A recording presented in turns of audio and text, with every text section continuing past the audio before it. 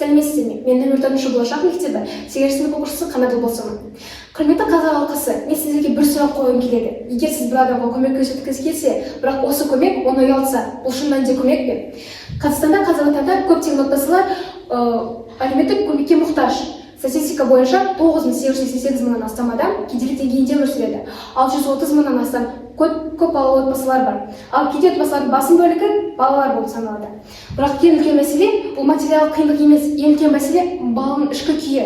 Мен оны өзімнің көзіме көрдім. Жобаның мақсаты отбасыларға қолдау, қарттарға қамқорлық, балалардың психологиялық денсаулығын жақсарту, ендірлік мәдениеті болып саналады. Мен жетекшімен бірге жақсылық жасап жарысайық жобасын бастаған едім. Наурыз мерекесі кезінде біз әлеуметтік орталық және көп балалары отбасыларға азық-түлік апардық. Бұл жобаға сыныптастарым, ата-аналар атсалысты. Басында бәрі өте жақсы көрінді. Азық-түлік алдық, көмек көрсететін отбасыларды анықтадық. Бірақ кейін күтпеген шындықты көрдік. Кейбір отбасылар көмектен бас тартты. Неге? Себебі олар ұялады, қысылады, қоғамнан қысым көреді. Ал ең ауыры балалар буллингке ұшырайды. Кейбір ата-аналар бізге айтқан еді, баламды көрсетпеңіздерші, ертең оны мазақ етеді, буллингке ұшырайды, балалар ұялады. Сол сәтте мен түсіндім, біз көмек көрсетіп жүрміз деп ойладық, бірақ кейде байқамай зиян келтіріп жатыр екенбіз. Бүгінгі қоғамда тағы бір құбылыстар көріп жүрміз. Көптеген блогерлер немесе қоғамға көмек көрсететін адамдар жақсылық жасаса, оны видеоға түсіріп, әлеуметтік желілерге жариялайды. Әрине, бұл жақсы, себебі олар адамдарды жақсылық жасауға шақырады. Бірақ бұл әрқашан дұрыс па? Сол видеоның ар жағында ұялып жатқан бала бар, қысылып жатқан ата-ана бар, ол көмекке мұқтаж отбасы бар, ал біз оны байқамай қаламыз. Сонда біз өзімізге бір сұрақ қойдық. Көмекті қалай дұрыс жасауға болады? Бір жауап өте қарапайым болды, бірақ өте маңызды. Біз шешім қабылдадық. Біз көмек көрсетіп жатқан отбасы мүшелерін бет-әлпетін көрсетпейміз, атын жарияламаймыз, тек шынайы көмек. Нәтижесі бізді таң қалдырды. Бұрын бас тартқан отбасылар бізге сенім арта бастады. Балалар өздерінің еркін көрсетті, ұялмайтын болды, ал ең бастысы біз олардың жүрегін жарияламай көмектесуді үйрендік. Бұл жоба маған бір маңызды нәрсені үйретті. Жақсылық жасау оңай, ал оны адамдарды ренжітпей жасау нағыз адамгершілік. Себебі адамнан бұрын кез келген көмектен де жоғары. Егер біз көмекті көрсету үшін емес, лайк үшін емес, танымал болу үшін емес, тек қана шын жүректен жасасақ, онда біздің қоғам өзгереді.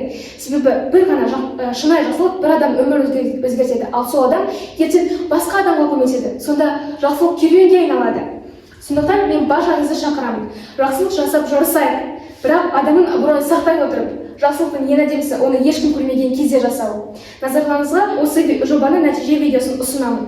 Өзіңе бал ұсынды, басқаға сор тілесең, басыңнан бақ ұшырды, алдыңнан шығаратын жасаған нәрісіңді, бұлжымас бұл өмірдің бумеранг заңысынды. Жақсы адамдармен табысайықшы, жақсы амалдармен қауышайықшы.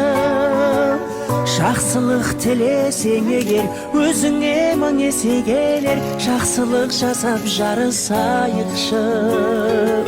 Жақсылық тілесең егер, өзіңе мың есе келер, жақсылық жасап жарысайықшы.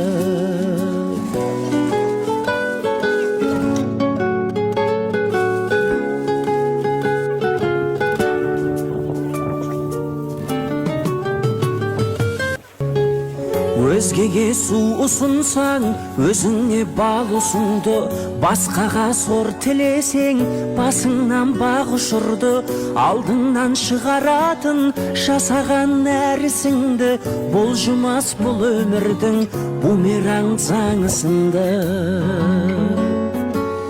Жақсы адамдармен табысайықшы, жақсы амалдармен қауышайықшы. Жақсылық тілесең егер, өзіңе мың есе келер, жақсылық жасап жарысайықшы. Жақсылық тілесең егер, өзіңе мың есе келер, жақсылық жасап жарысайықшы.